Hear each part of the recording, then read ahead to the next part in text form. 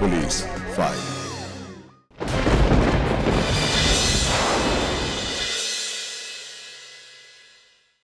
কোথায় আছো? কেন?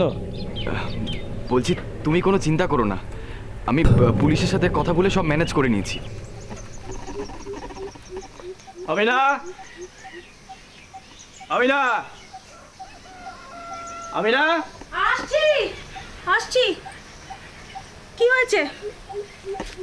আমার চা কোথায়? উঠতে ভীষণ দেরি হয়ে গেছে গো আজ। তুমি একটু বসো, আমি এক্ষুনি করে আনছি গিয়ে। তুমি জানো না সকালে চা না গেলে আমার বাথরুম ক্লিয়ার হয় না? আরে বাবা, শরীরটা কাল রাতে খুব ম্যাচ ম্যাচ করছিল, তাই সকালে উঠতে দেরি হয়ে গেল। তো হামিদা কোথায়? সেও তো করে দিতে পারতো। বৌমা ভোরের বাস ধরে বাপের বাড়ি গেছে। ও, বৌমা বাপের বাড়ি গেছে, তোমার গা ম্যাচ ম্যাচ করছে। আর আমার তো কিছু হয়নি, আমি কেন সময় মতো সকালবেলা চা পাবো না? বললাম তো একটু বসো, করে দিচ্ছি। থাক, তোমাকে আর করতে হবে না, আমি বাইরে গিয়ে খেয়ে আসছি। সকালে উঠে এক কাপ চা নিয়ে মন কষাকষি, এ তো অনেক সুখী পরিবারের দম্পতিদেরই প্রায় রোজকার ঘটনা।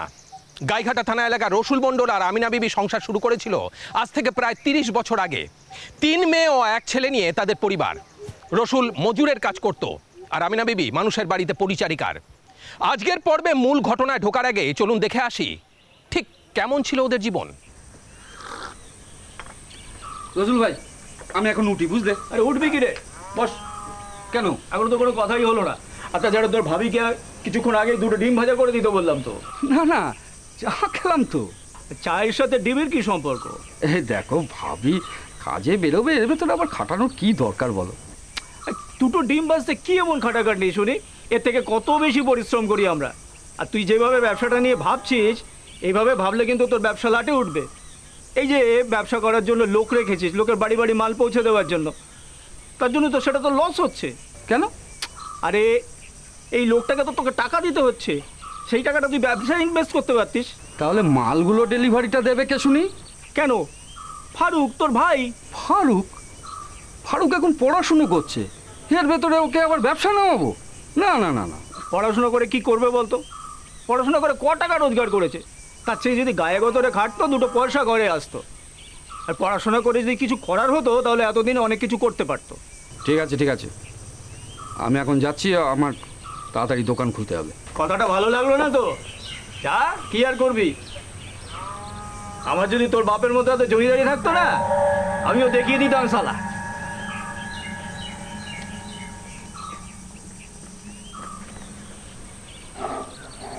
এ কি, ফয়জল ভাই চলে গেল? তো কতক্ষণ বসে থাকবে? তোমাকে কখন বলেছি 2টো ডিম ভাজা করে দিতে? দাও, আমারটা দাও।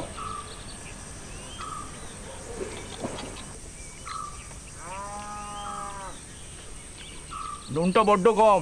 তুমি তো বেশি নুন হলে খেতে চাও না, রেগে যাও। আরে বেশি হলে খেতে চাই না তাই বলে কম দেবে? পরিমাণ মতো দেবে তো। তুমি কাজে কখন বেরোবে? আজকে আমি বলে দিয়েছি কাজে যাব না।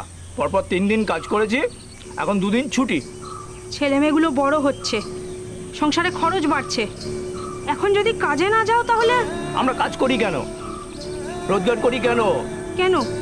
ভালো মন্দ খাবো, ভালোভাবে থাকবো, শরীরটাকে সুস্থ রাখবো, ভালো রাখবো, সেই জন্য তো। তা সেই শরীরই যদি অসুস্থ হয়ে যায়, তাহলে আর কাজ করে লাভ কি? বুঝলে না তো? বুঝবে না? দাও, আমি এখন বিশ্রাম করব আর তুমি কাজে যাবে। যাও, কাজে যাও।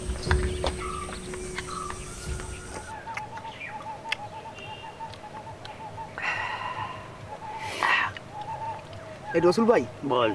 বলছি শোন না, আমি যে তোমাকে এই এখানে ডেকে এনে একা একা মদ খাওয়াচ্ছি, তুমি কিন্তু এটা আবার কাউকে বলো না, হ্যাঁ? মানে তুমি সবাইকে বললে সবাই আমাকে চেপে ধরলে না, আমি পুরো একদম ফকির হয়ে যাবো। ফকির? ফকির না, বল ভিখারি।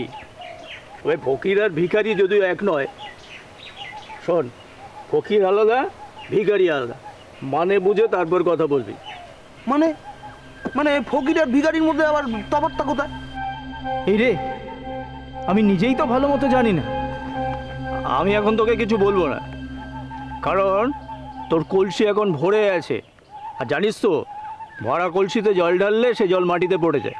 হ্যাঁ, আপাতত এইটুকু জেনে রাখ, ফকির আর ভিখারি এক নয়। বাকিটা পরে বলবো, আগে কলসি ফাঁকা হোক। ঠিক আছে। ও, যার জন্যে মদ খাওয়াচ্ছিস, সে বিবি বাচ্চা কেমন আছে এখন? কবে বাড়িতে নিয়ে আসবি? ভালোই আছে, ভাবছি কালকে গিয়ে নিয়ে আসবো বাড়িতে। তুই যদি আগে আমাকে জানাতিস তাহলে আমি বলে দিতাম তোর বিবির কোলে একটা ছেলেই আসতো আজকে। কিভাবে? সিস্টেম আছে ভাই, সিস্টেম। সিস্টেমে চাষ করলে কোন জমিতে কি ফসল ফলবে বোঝা যায়। ধুর, তুমি যে কি যে বলো না রসুল ভাই। আরে বাবা, এগুলো তো সব আল্লাহর মেহেরবানি, উনি যা দেবেন তাই তো হবে। নিজের মন মতো চাইলেই আবার কিছু হয় নাকি? বললাম না সিস্টেম আছে চাষ করার, নইলে আমার ছেলে হলো কি করে? সে তো তোমার 3টে মেয়েও আছে। আছে, আমি যখন যেমন ফসল ফলাতে চেয়েছি তেমন ফসল ফলিয়েছি। আমার একটা ছেলেও তো আছে। তবে হ্যাঁ, ছেলে জন্ম দেওয়াটা কিন্তু একটা ব্যাপার আছে ভাই। ছেলে এখন বড় হচ্ছে, আমি তো এবার পায়ের ওপর পা তুলে দিয়ে খাবো। আচ্ছা রসুল ভাই, বলছি তুমি তো সেই কবের থেকে সারা সংসারের দায়িত্ব ভাবির ওপর ছেড়ে দিয়েছো। ভাবি তো পুরো সংসারটাকে টানছে, আর তুমি তো সেই কবের থেকে পায়ের ওপর পা তুলে বসে বসে খাচ্ছ। থাম তো, চলো চলো, দেখে দেখে দেখ, এখানে বসো বসো। কেমন লাগছে এখন? ঠিক আছে তো? ভাবি, তুমি এক কাজ করো, তুমি আমার সাইকেলে বসো, আমি তোমাকে পৌঁছে দিয়ে আসি। না না ফয়জল ভাই, তুমি যাও, তোমাকে তো দোকান খুলতে হবে। আরে না না, তোমাকে আমি এই অবস্থায় একা ছেড়ে যেতে পারি? ভাগ্যিস এই রাস্তা দিয়ে আমি আসছিলাম, তা নাহলে তো মাথা ঘুরে তুমি ওই কোনো পুকুরের ধারে পড়ে থাকতে। আর এখন যা সাপের উপদ্রব। আচ্ছা ভাবি, তোমার এই অবস্থায় কাজ না করলেই নয়। ফয়জল ভাই, মেয়েগুলো বড় হচ্ছে, বোঝোই তো, 2 দিন পর বিয়ে দিতে হবে, কতটা খরচা। তোমাদের রসুল ভাইকে তো জানো, একদিন কাজে গেলে আর 10 দিন যাবে না। ছেলেটা যত বড় হচ্ছে, ও যেন সংসারের হালটা আরো বেশি করে ছেড়ে দিচ্ছে। কিন্তু ভাবি, তোমার এই শরীর নিয়ে যদি তুমি এত খাটাখাটনি করো, শেষ পরে তুমি যদি বিছানা নাও, তাহলে তোমার সংসারের হালটা কি হবে একবার ভেবে দেখেছো? কিচ্ছু করার নেই ফয়জল ভাই, আমি যদি কাজ না করি আমার সংসারে সব কটা না খেতে পেয়ে মরবে, সংসারটা বসে যাবে। সত্যি রসুল ভাইয়ের এত জ্ঞান, অথচ নিজের বেলায়। শোনো, ওসব ছাইয়ের জ্ঞান, বুঝলে? জ্ঞানের নামে শুধু বড় বড় কথা, ওর বুদ্ধি কানে নিও না। ঠিক আছে ঠিক আছে, দেখি রসুল ভাইকে আরেকবার আমি বোঝানোর চেষ্টা করব। আরে না না, ওইটা একদম করতে যেও না, বোঝালে উল্টো ফল হবে। দেখবে তোমরা বোঝাতে গেছো, উল্টো তোমাদেরকে অন্য কিছু বুঝিয়ে দিয়ে বসে আছে। যাকগে, বাড়ি যাই, বুঝলে? হ্যাঁ, শরীরটা খুব খারাপ লাগছে, একটু বিশ্রাম নিয়ে গিয়ে। তুমি একাই যেতে পারবে? হ্যাঁ বেশ, যাও। আর শোনো, গিয়ে বিশ্রামটা নেবে, হ্যাঁ, আর নিজের শরীরের একটু যত্ন নিও পারলে, বুঝেছো? যাও, সাবধানে যেও।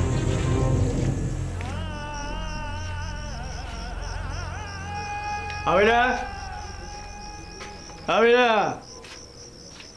ওই ওঠো ওঠো। কি হয়েছে? খাবার। খাবার তো, খাবার তো আমি রান্না করেই ঘুমালাম। শরীরটা খুব খারাপ, কাল সকালে কাজে যেতে হবে। আর তাছাড়া রিঙ্কুকে তো আমি বললাম, ও তোমার ভাত বেড়ে দেবে। ওগুলো খাবার? হ্যাঁ, ভাত এত ঠান্ডা কেন? আমি আজ একটু তাড়াতাড়ি খাবার বানিয়েছি, আর তাছাড়া তুমি দেরি করে এসেছো। দেরি? কিসের দেরি? আমার যখন মন হবে তখন ফিরবো, আর সেই মতো তুমি ভাত বসাবে। তুমি জানো না আমি ঠান্ডা খাবার খেতে পারি না? আজকের দিনটা একটু কষ্ট করে খেয়ে নাও না, কাল থেকে আর এই ভুল হবে না। বাহ, আজকের রাতটা তুমি একটু না ঘুমিয়ে কাটিয়ে দাও, কালকের থেকে ঘুমিও। মানে? মানে তো তুমি বলবে। হ্যাঁ, খুব কথা শিখেছো না? খুব কথা শিখেছো, পাড়ার লোকের কাছে আমার নামে নিন্দে করা। আমি তোমার নামে লোকের কাছে নিন্দে করেছি? এক পাড়া লোকের সামনে ফয়জল আমাকে কত কথা শোনালো, আমি নাকি তোমাকে কলুর বলদের মতো খাটাচ্ছি, খাটিয়ে অসুস্থ করে দিচ্ছি। ওরা তো জানে না ওরা তো জানে না যে বাড়িতে এসে এক মুঠো গরম ভাতও আমার জোটে না। কি তো বড় মিথ্যে কথাটা তুমি বলতে পারলে? কদিন কদিন ঠান্ডা ভাত খেয়ে থাকতে হয় তোমায়? চুপ, একদম চুপ, আমার মুখে মুখে একটাও কথা না।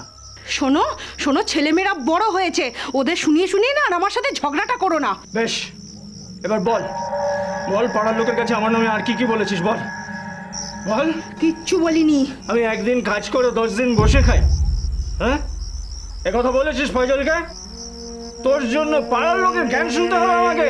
শোন, তোর ইচ্ছে না হলে তুই কাজ করা বন্ধ করে দে। আরে আমি কাজ না করলে সংসারটা চলবে কি করে? তোমার মতো নেশা করে আর লোককে জ্ঞান দিয়ে বেড়ালে তো সংসারটা চলবে না। কি বললি তুই?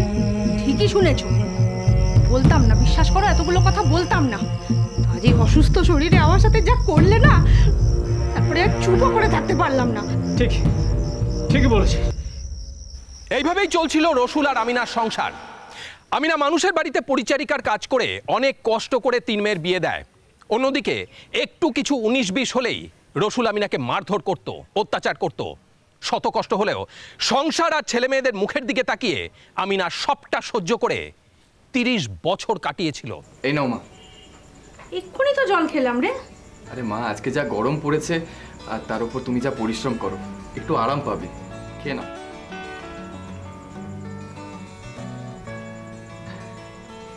হ্যাঁ রে, হ্যাঁ, কাজকর্ম সব ভালো চলছে তো? ভালো হচ্ছে মা। আর সেই জন্যই তোমাকে বলছি, কাল থেকে তোমাকে আর লোকের বাড়ি বাড়ি গিয়ে কাজ করতে হবে না। সে কি রে, তাহলে আমাদের চলবে কিভাবে? দেখো, আমাদের বাড়িতে এখন আমরা কজন আছি? 3 জন। আর আমি যা রোজগার করছি তাতে 3 জন কেন, 4 জনের হয়ে যাবে। তাহলে এবার 4 জনের ব্যবস্থাটা করে ফেল। মানে? মানে এবার তুই একটা নিকাহ কর, নিকাহ করলেই তো 4 জন হয়ে যাবে। আর তুই তো বললি 4 জনকে নাকি তুই আরামে চালিয়ে নিতে পারবি। যা, এর সাথে বিয়ের সম্পর্ক কোথায়? সম্পর্ক নেই? এই যে তুই আমায় বললি কাজ না করতে, ঘরে থাকতে, তো তুই বল এবার আমি ঘরে থেকে সময়টা কাটাবো কি করে? হ্যাঁ, এবার তুই যদি একজনকে নিয়ে আসিস তাহলে আমার সময়টা ঠিকঠাক কেটে যাবে। করবো মা, একটু সময় দাও। তুমি এত কষ্ট করে আমাদেরকে মানুষ করেছো, আমি এমন কাউকে আনবো যে তোমার সেবা যত্ন করবে। তাহলে এমন কাউকে আনবো না যে তোমার ঘাড় মোটকে তোমাকেই খাবে। ধুর, আমার বৌমা খুব ভালো হবে, দেখিস, খুব ভালো হবে। তারপর রসুল ভাই, কাজকর্ম কেমন চলছে? কিসের কাজকর্ম? মানে তুমি আবার কাজকর্ম ছেড়ে দিয়েছো? তাহলে ভাবির... তোরা আমাকে কি ভাবিস বলতো? সারা জীবন কি কলুর বলদের মতো খেটে যাব? জীবনে একটা কাজের মতো কাজ করতে হয়, বুঝলি? আর সেই কাজটা তো তোরা কেউই করতে পারিসনি। কি বুঝলি না তো? শোন, আমার যা কাজ করার সেটা অনেক দিন আগেই আমি করে দিয়েছি। বলতে পারিস এখন ইনভেস্ট করে দিয়েছি, তার সুদ এখন বসে বসে খাবো। এই রসুল ভাই, কি সব ইনভেস্টমেন্ট, সুদ, কি সব বলছো বলো তো? আমি বুঝেছি রে, রসুল ভাই আলীর কথা বলছে। আলীকে জন্ম দিয়ে আমি সব থেকে বড় কাজটা করে ফেলেছি। আরে এসব তোরা বুঝবি না, কারণ তোরা তো ওই দেখ, বলতে বলতে আমার ছেলে আমাকে সাইকেল করে নিতে এসেছে। তা তুই বাবা কাজকর্ম ফেলে আবার সাইকেল করে আমাকে এখন নিতে আসলি কেন? আরে না আব্বু, ওই সাইকেলের পেছনের চাকাটা পাংচার হয়ে গেছে, ওটাই সারাতে নিয়ে যাচ্ছিলাম। কি চাচা, ভালো তো? হ্যাঁ রে, ভালো আছি। হ্যাঁ হ্যাঁ। আলী, তাহলে তুই তোরা আব্বুকে নিয়ে যেতে আসিস? আরে সাইকেল পরে সারিয়ে নিস, আগে আমাকে বাড়িতে নিয়ে চল। আরে রসুল ভাই, ও তো বলছে যে ওর পেছনের টায়ারটা পাংচার হয়ে গেছে, কি করে নিয়ে যাবে তোমাকে? আমাকে বসিয়ে ঠেলে ঠেলে নিয়ে যাবে। আব্বু, আরে আমি আর আমার আব্বুকে কাঁধে করে বাড়ি নিয়ে যেতাম, আজ আমার শরীর খারাপ তাই তুই অজুহাত দিচ্ছিস। আচ্ছা ঠিক আছে, বসো। কিরে, বলেছিলাম না জীবনে একটা কাজের মতো কাজ করতে হয়? বাপ কা বেটা, চল বেটা চল।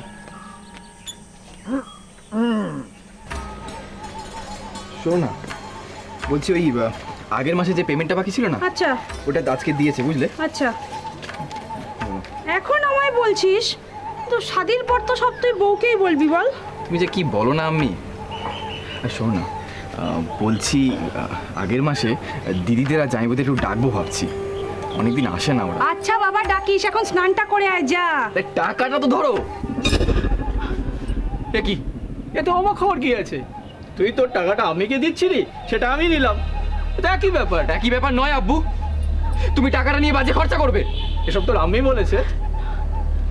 আমার ছেলের টাকার উপরে আমার হক আছে। কিন্তু কিন্তু কি? কিন্তু কি? হ্যাঁ, আমি এই টাকাটা দিয়ে মদ খাবো, তাতে তোমার কি সমস্যা? শোন, অনেকদিন ফিরোজের টাকায় মদ খেলাম, এখন যদি আমার টাকায় ওকে মদ না খাওয়ায় তাহলে আর ইজ্জত থাকে? আর বাপের ইজ্জত যাওয়া মানে তো ছেলের ইজ্জত যাওয়া। আর সকালেই কত ভালো ভালো কথা বলে এলাম তোর নামে, আর সেই কথার মান তো তোকেই রাখতে হবে বাবা। আর শোনো, তুমি যতই কানে বীজ ঢালো না কেন, আমার ছেলের ওপরে আমার হক, আমার অধিকার আমি ঠিক বুঝে নেবো। হ্যাঁ,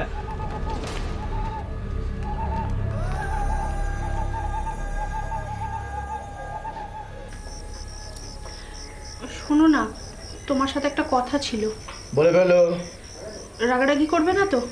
এত না হেজিয়ে যা বলার বলে ফেলো। বলছি যে আলির নিকার দিন না তুমি ওসব ভুলভাল জিনিস খেও না। আসলে তোমার তো মাথার ঠিক থাকে না ওসব খেলে, আর ওসব কি বলতে কি বলে ফেলবে, অত লোক থাকবে। আলি তোমাকে বলেছে এসব কথা বলতে? এ বাবা, ছি ছি, আলি বলবে কেন, আমি বলছি। আলি, আলি, এ কি? আয় আলি। দেখো না ওকে। হ্যাঁ বলো। কিছু না বাবা, তুই ঘরে যা, তোর আব্বু এমনি রাখছিল। তুমি থামো। আরে, তুই তো বলিস নে তোর শাদিতে আমি থাকলে তোর ইজ্জত যাবে। বাবা তুই ঘরে যা। এই, তুমি যা বলার আমাকে বলো। একদম কথা নয়। আব্বু, কি হচ্ছে কি? হ্যাঁ, এখন তো তুইও তাই বলবি। তুই আর আমি তো এখন তোদের একদল। আমি কবরে গেলেই তো তোরা বাঁচিস।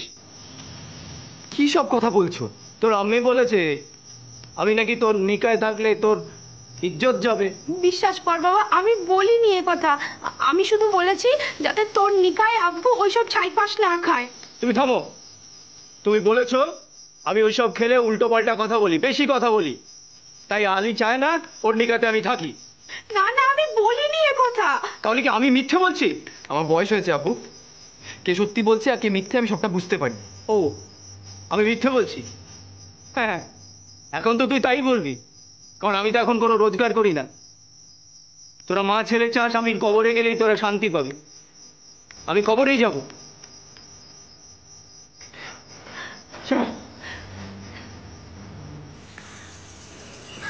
বুঝলে রসুল ভাই, এই আমার বাড়ির কাজটা না খুব ভালো ভালো হয়ে গেছে, বুঝলে তো। এইবারে মেয়েটার একটা নিকা করিয়ে দিতে পারলেই ব্যাস আমার শান্তি। পড়াশোনা কবে শেষ হবে?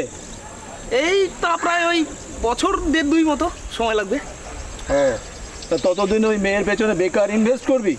মানে দেখ, পড়াশোনা করিয়ে মেয়ের নিকা করিয়ে দিবি, তাতে লাভ কি? কিন্তু রসুল ভাই ও এখন নিকা করতে চায় না, ও পড়াশুনো শিখে নিজের পায়ে দাঁড়াতে চায়। ওকে নিজের পায়ে দাঁড় করাতে গিয়ে তোর নিজের পায়ে খোঁড়া হয়ে যাবে, বুঝলি না তো? দেখ, পড়াশোনা করে মেয়ে নিজের পায়ে দাঁড়াবে, তারপর তুই ওর নিকা করিয়ে দিবি, বিয়ের পর সেই টাকা ভোগ করবে কে? তোর জামাই আর তার বাড়ির লোক। তুই যে এত বছর ইনভেস্ট করলি তার তো খিটটা খাবে ওরা। আরে কি সব বলছো তুমি রসুল ভাই? আরে বাবা, আমার নিজের মেয়ে, আমি তার পেছনে টাকা খরচা করব, এটা আমার ইনভেস্টমেন্টের কি হলো?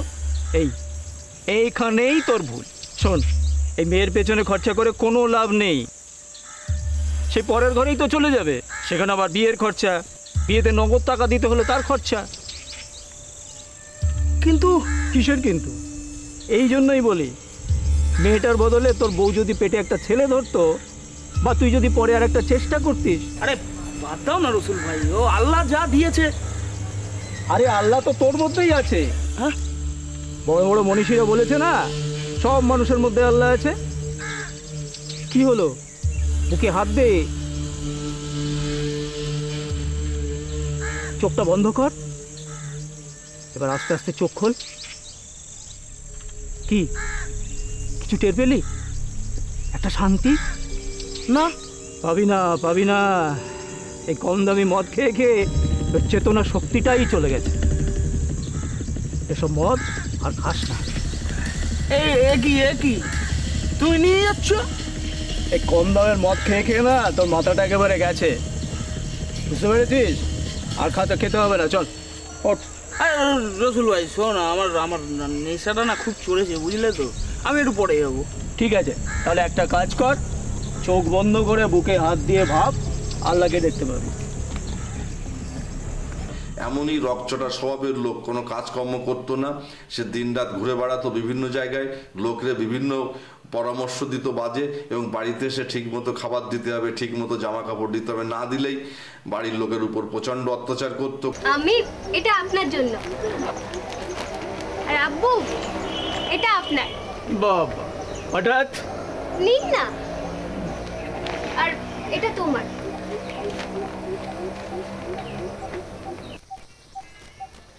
আমি পছন্দ হয়নি আপনার? ও মা, কেন পছন্দ হবে না? খুব পছন্দ হয়েছে। কিন্তু এত কিছু করার দরকার কি ছিল বলো তো? অনেক দিন পর বাপের বাড়ি গেলাম, সামনে ঈদ, তাই আব্বু সবার জন্য পাঠিয়ে দিল।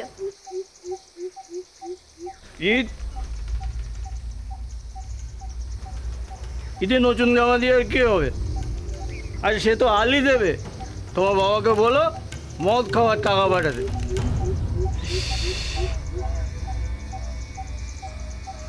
ছি আব্বু, লজ্জা করে না তোমার?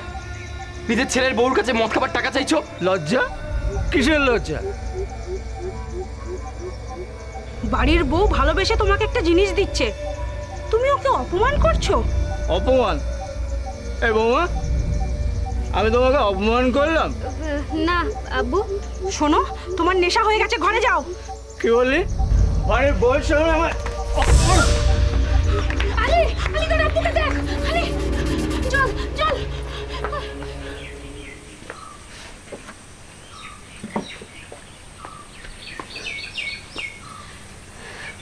বৌমা, তোমার সাথে কিছু কথা ছিল আমার। বলুন আম্মি। বৌমা, তুমি আমায় ক্ষমা করে দাও। আম্মি এসব কেন বলছেন? আমি জানি বৌমা, তুমি তোমার শ্বশুরের ব্যবহারে ভীষণ কষ্ট পাও। না না আম্মি, উনি তো আমার নিজের আব্বুর মতো, কষ্ট কেন পাবো? পাও বৌমা, পাও। মুখে না বললেও আমি সব বুঝি। কি করব বলো, আমাদেরই তো দিনরাত জ্বালিয়ে পুড়িয়ে খাচ্ছে। মেয়েগুলো তো তাও বিয়ে করে বেঁচে গেল। আম্মি, আপনার মনে অনেক কষ্ট, তাই না? আপনি চাইলে আপনার মনের মধ্যে জমে থাকা সমস্ত কষ্টের কথা আমাকে বলতে পারেন। কি লাভ বলো তো বলে? সেই দিনগুলো কি আর ফিরে আসবে? না না, সেসব দিন হয়তো আমি আর ফেরত দিতে পারবো না, কিন্তু আপনার মনের মধ্যে যে সমস্ত জমে থাকা কষ্টগুলো একটু হলেও ভাগ করে নিতে পারবো। আমার মনের কষ্ট কমাতে চাও? কি চাও তো? কিন্তু আমার মনে হচ্ছে তুমি পারবে না, কিন্তু একজন পারবে। কে? একটা নাতি বা নাতনি। যে এলে, যার সাথে খেললে, যাকে স্নান করালে আমার সব মনের কষ্ট দূর হয়ে যাবে। কি এনে দেবে তো? এই যে, আমাকে কিন্তু কথা দিয়েছো, আমার মনের সব কষ্ট তুমি দূর করে দেবে।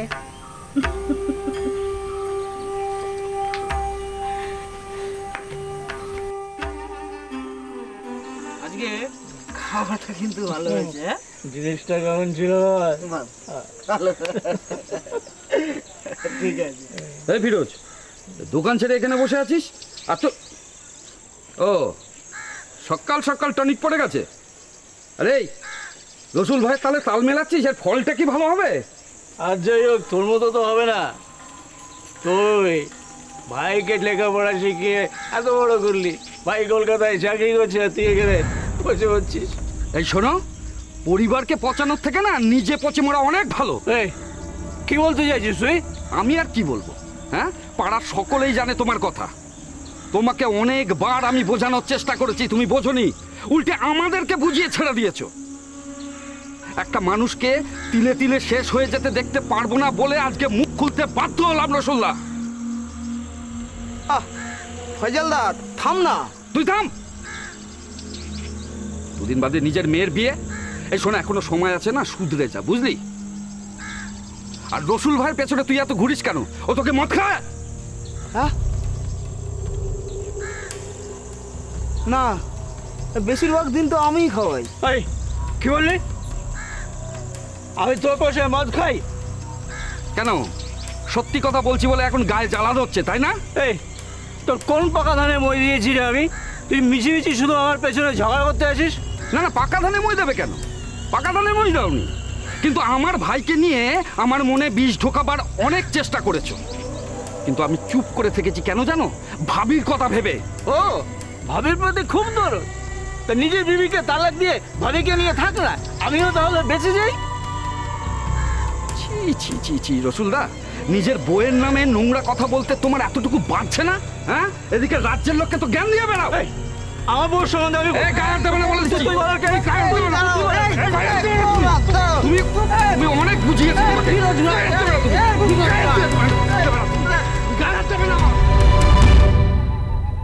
এ নাও, এগুলো রাখো। এ কি রে, এই এত ফল দিলি, আবার এত টাকার কি দরকার? রাখো না আম্মু। তুমি যখন লোকের বাড়িতে কাজ করে আমাদের মুখে খাবার তুলে দিয়েছো, তখন কি কেউ তোমাকে জিজ্ঞাসা করেছে তোমার কি দরকার?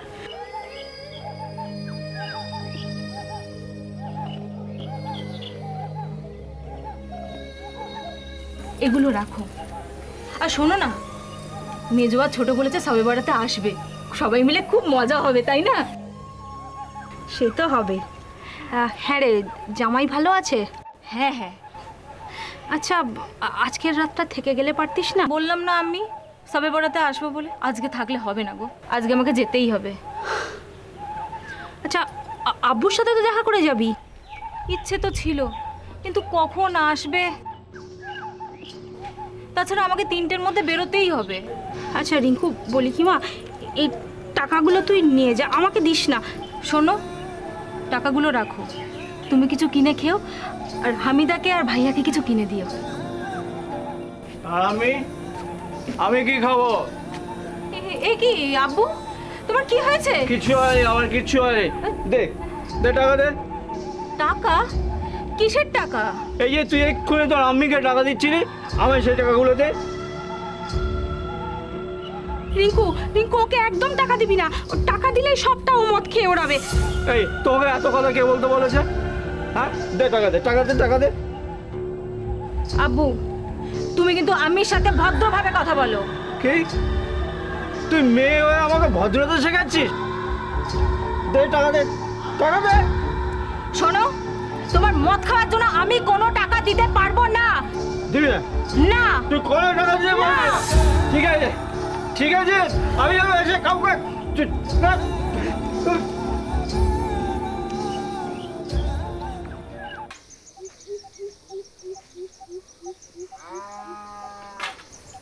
এই মেজো ছোট বললো সকাল সকাল আসবে, আর আমি বেরিয়ে পড়ার পর বলছে বিকেলে আসবে। ওরা আগে জানলে তো একসাথেই আসতাম। কেন দিদি, সকালে এখানে এসে খুব খারাপ লাগছে? একদম ঠিক বলেছো বৌমা। আম্মি, আপনি এবার বসে পড়ুন। সে কি, জামাইকে না খাইয়ে আমি খেয়ে নেব? দেখো আম্মি, ভাইয়া আর ও যখন একসাথে বেরিয়েছে তখন কি ভাবছো ওরা না খেয়ে ফিরবে? হ্যাঁ আম্মি, ও ফোন করেছিল, বলল আমাদের খেয়ে নিতে, ওরা বাইরে খেয়ে আসবে। আপনি বসে পড়ুন।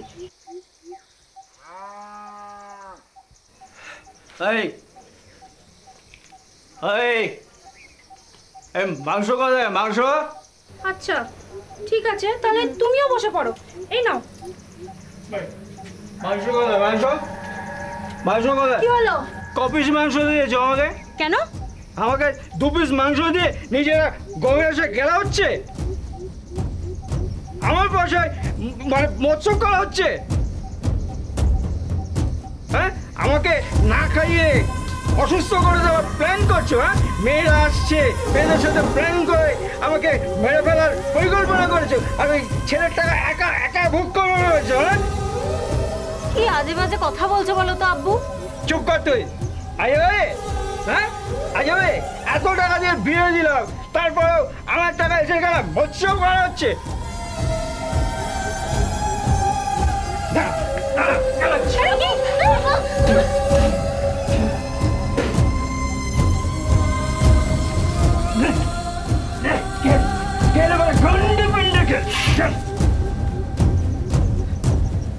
এইভাবেই চলতে থাকে, কিন্তু এরপর রসুল যে কতদূর যেতে পারে সেটা কখনো কল্পনাও করতে পারেনি আমিনা, আলী ও পরিবারের বাকিরা।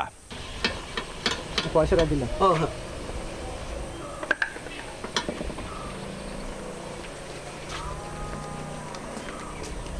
রসুল ভাই কেন জানো? ও আরে শোনা, তোমাকে তো একটা কথা বলতেই আমি ভুলে গেছি। ওই যে গোকুল আছে না, গোকুলের ছেলে এসেছিল বুঝলে, ওর চিকিৎসার জন্য টাকা চাইতে। ওর চিকিৎসায় নাকি অনেক টাকা খরচ হয়ে গেছে, আরও টাকার দরকার। কোন গোকুল? আরে ওই যে গো, ওই বাজারে পাইকারি চাল বিক্রি করে না? নিশ্চয়ই কোনো ভুলভাল হাসপাতালে ট্রিটমেন্ট করিয়েছে। তা তো বলতে পারবো না, তবে ওই হ্যাঁ হেলথ কেয়ার কলকাতায়, ও তো নাম করা হসপিটাল। কত খরচ হলো? তা প্রায় ওই 6 থেকে 7 লাখ মতো। ও, তো ওই সব জায়গাতে গেলে তো হবেই, আর ওখানে না সব রুগীদের চুষে নেয় সব। এ তুমি কি করে জানলে রসুল ভাই? আরে ভাই, ওসব আমার ঘাঁটা আছে। আরে না না, তুমি যেরকম ভাবছো সেরকম কিছু না। ওর কি হয়েছিল জানো গোকুলের?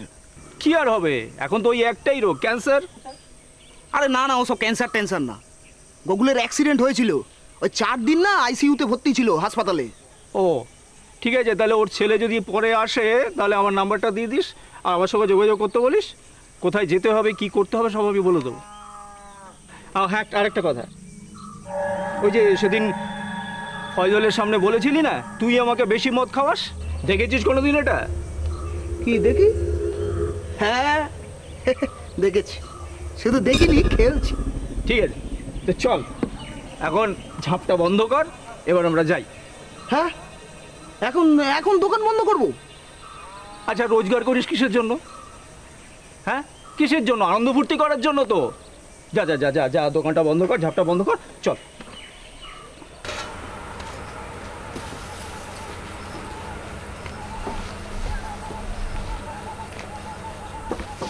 আমি ঘরে যাচ্ছি, খাবারটা আমার ঘরে পাঠিয়ে দে। কি হলো, শুনেছিস? আমি ঘরে যাচ্ছি, খাবারটা ঘরে পাঠিয়ে দে। একটা কাজ করছি তো, দেখতে তো পাচ্ছ। যাও ঘরে গিয়ে বসো, হাতের কাজটা শেষ করে যাচ্ছি। আবার খিদে পেয়েছে, তোর কাজ কখন শেষ হবে ততক্ষণ আমি বসে থাকবো? এতই যদি খিদে পেয়ে থাকে তাহলে নিজে বেড়ে খেয়ে নাও। তুই থাকতে আমি নিজে পেড়ে খাবো? হ্যাঁ, সারাদিন কি করছিস? আমি আসতে বাসন মাজা কাজ দেখাচ্ছ? কাজ সেটা কাজের মানুষ হলে বুঝতে। সারাদিন এরোর পয়সায় মদ খেয়ে আর লোককে জ্ঞান দিয়ে বেড়ালে না, বোঝা যায় না সারাদিন কি করি। কি বললি? ঠিকই তো বলেছি, সারা জীবন তো এই করলে। একটা সময় আমার পয়সায় মদ খেয়েছো, এখন ছেলেটার পয়সায় খাচ্ছ। লজ্জা করে না তোমার? তোর বাচ্চা, তুই আমাকে এসব বলছিস? আরে কি করছো তুমি?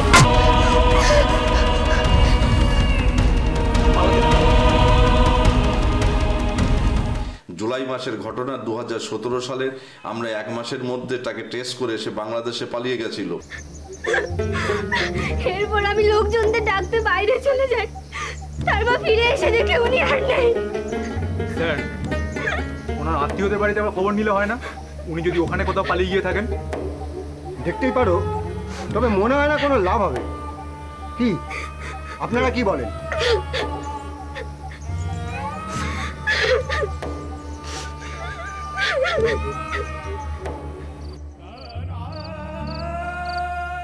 এই, তুই দুপুরে কিছু খেয়েছিলি?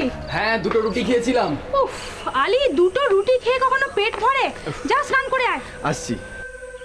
এই যে তুই আমায় বললি কাজ না করতে, ঘরে থাকতে, তো তুই বল এবার আমি ঘরে থেকে সময়টা কাটাবো কি করে? হ্যাঁ, এবার তুই যদি একজনকে নিয়ে আসিস তাহলে আমার সময়টা ঠিকঠাক কেটে যাবে।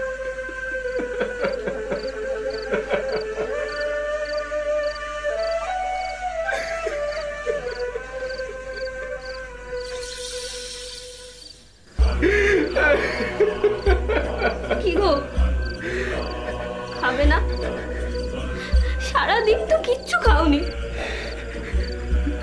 খেতে ইচ্ছে করছে না। আচ্ছা আচ্ছা, এরকম করলে আমি কি ফিরে আসবে বলো? ফিরবে না তো। আম্মিকে যে শয়তানটা মেরেছে তাকে তোমাকে শাস্তি দিতে হবে। হ্যাঁ, শাস্তি তোমাকে দিতে হবে। আচ্ছা, তুমি যদি এরকম করো তাহলে আমি কিভাবে বাঁচবো বলো? কিভাবে বাঁচবো? আচ্ছা আচ্ছা, গুড, থ্যাংক ইউ। কি হলো? স্যার, ওদের ফোনের লোকেশন ট্র্যাক করা গেছে। কোথায় আছে? বাংলাদেশ। স্যার, ওখানকার পুলিশকে কি জানাবো?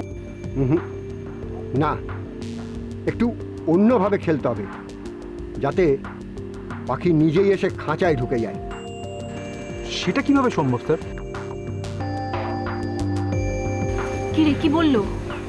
বলো ফোন করে ভালো করে বুঝিয়ে এখানে ডেকে আনতে। ও, তাহলে তাই কর।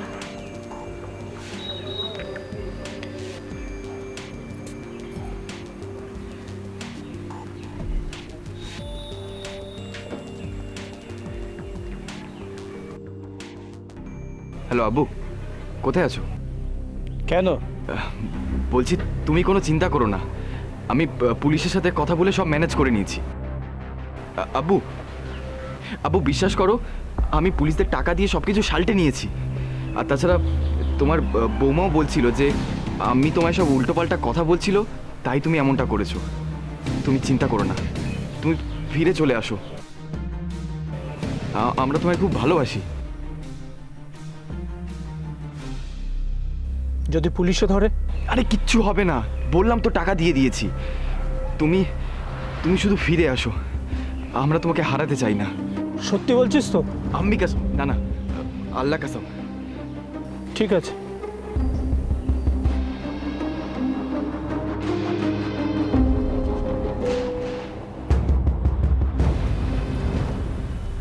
কি হবে এখন? কি আবার হবে? আমাদের যা করণীয় ছিল সব করে দিয়েছি, আর আমাদের হাতে কিছু নেই। এবার যাদের কাজ করা দরকার তারা করবে। খাও আব্বু, ভালো করে খাও। এই হলো বাপ কা বেটা। শোন, বউকে কখনো ওপরে উঠতে দিবি না, ওপরে কথাও বলতে দিবি না, বুঝতে পেরেছিস তো? তোর আম্মিকে লাই দিয়ে দিয়ে আজ আমার এই দশা।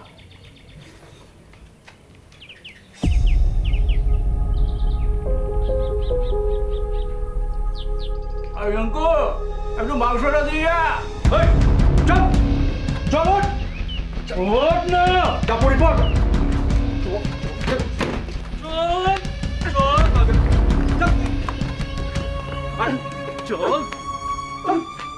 বাংলাদেশে পালিয়ে গিয়েও শেষ রক্ষা হয় না রসুলের। পুলিশের পাতা ফাঁদে পা দিয়ে রসুল আবার ভারতে ফিরে আসে এবং পুলিশ তাকে গ্রেপ্তার করে। মামলা চলে, আদালত রসুলকে আমৃত্যু যাবজ্জীবন কারাদণ্ডে দণ্ডিত করেছে। সাজা শোনার পর রসুল আদালতে জানায় যে সে যদি তার স্ত্রীর সঙ্গে তার ছেলে মেয়েদেরও খুন করে দিত তাহলে ভালো হতো, তারা সাক্ষী না দিলে তার সাজাও হতো না। একটিবার ভেবে দেখুন, একটা মানুষের কতটা অধঃপতন হলে এত বড় একটা অন্যায় করার পরও সেই কথাগুলো বলতে পারে। আসলে দোষটা আমিনারই। যে কথাগুলো আমিনা শেষ দিনে বলেছিল সেই কথাগুলো গোড়া থেকেই আরো সোচ্চারভাবে বলা উচিত ছিল তার। তাই আপনাদের জন্য বলছি, রসুলের মতন মানুষ আমাদের অনেকেরই জীবনে হয়তো কখনো কখনো কম বেশি চলে আসে। তাদের সুযোগ দিয়ে রসুলের মতন বৃক্ষ হতে দেবেন না, চারা গাছ অবস্থাতেই উপড়ে ফেলুন। কাস্টোডি ট্রায়াল হয়েছে এই কেসে। কাস্টোডি ট্রায়াল হওয়ার পরে আমরা গত সপ্তাহে আমাদের লানেট এডিজে 1 কোর্ট বিদ্যুৎ কুমার রায় এই কেসে আজীবন মানে মৃত্যু পর্যন্ত তার কনভিকশন দিয়েছে এবং তার যাবজ্জীবন জেলের নির্দেশ দিয়েছেন। সে যখন যেদিন সাজা ঘোষণা হয় তার, সেদিনও সে বলছে যে আমি এই ছেলেটাকে যদি মেরে দিতে পারতাম, আসামি বলছে যে তাহলে হয়তো এই ছেলেটি এই সাক্ষী সাবত এনে আমাকে এইভাবে আজকে ফাঁসিয়ে দিত না। এরকম ধরনের বেপরোয়া টাইপের, তার চোখ দিয়ে কোনো জল পড়লো না, সে স্বাভাবিকভাবে দাঁড়িয়ে থাকলো। আজ এই পর্যন্তই। পরবর্তী পর্বে ফিরে আসবো এরকমই কোনো সত্য ঘটনার চিত্ররূপ নিয়ে। ততক্ষণ সুস্থ থাকুন, সতর্ক থাকুন, সাবধানে থাকুন।